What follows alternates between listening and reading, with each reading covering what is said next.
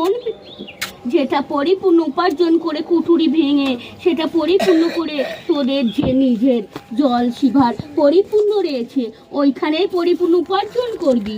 ওখানে তোদের নিজের বাথরুম পরিপূর্ণ, নিজেরা বাইরে যাস সেই গন্ধটা পরিপূর্ণ করে কন্যার পরিপূর্ণ করে প্রবেশ হয়। সেখানে সামনে আমার মুখ্য দর্শন করে রেখেছিস, তাই না রে?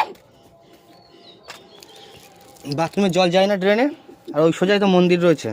বলছে কি আমাদের তো 2 বছর এই বছরে 2 বছর হবে, তা ঠাকুর কি পাল্টানো যাবে? অবশ্যই যাবে, কেন যাবে না? 3 বছর তোরা আগে তো পাল্টানো নিজেরা ভেবে দেখ, আমার কন্যাকে পাল্টানো কতদিন দেখেছিস? তাকে অপরিষ্কার করে, তাকে নিজের মুখ্য পরিপূর্ণ করে, তাকে উপার্জন করে রেখেছিস, তাকে বন্ধন করে নিয়ে যা। বেঁধে নিতে হবে। হ্যাঁ রে বেটি, তাকে বন্ধন করে নিয়ে নতুন করে তাকে আবার পূজা শুরু কর।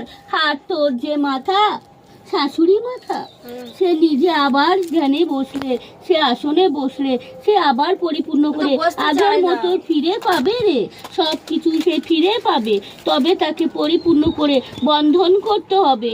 আর তাকে থিত করে সেই আমার কন্যাকে তার প্রবেশ করে তার মুখ্য ঘোরাতে হবে রে। কিন্তু পূজায় বসতে চায় না, আমরা তো বলি চাইবে রে, তাকে বন্ধন করে নিয়ে যা। সে নিজেই থিত হয়ে আমার কন্যার পূজায় সে আসনে বসতে পারবে। তবে কন্যার মুখ্য ঘুরিয়ে দিতে হবে। তোদের যে বাথরুম পরিপূর্ণ অপরিষ্কার সেদিকে মুখ্য করলে হবে না রে। মন্দির অন্য জায়গায় করতে হবে। হ্যাঁ রে বেটি, তোরা ওখানেই করতে পারিস। এই বছরে আমরা পূজা ঠাকুর পাল্টাতে পারবো? পারবি বেটি, তোরা ওখানেই করতে পারিস। তবে সেই বাথরুমের পরিপূর্ণ ওটা ঢাঙ্কা দিতে হবে, ওটা পরিষ্কার করতে হবে।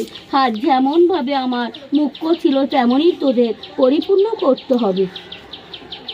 আমাকে কন্যাকে নিয়ে খেলা করিস না, তাদেরকে সতর্ক করে, তাদেরকে স্থির করে এক জায়গায় থিত কর।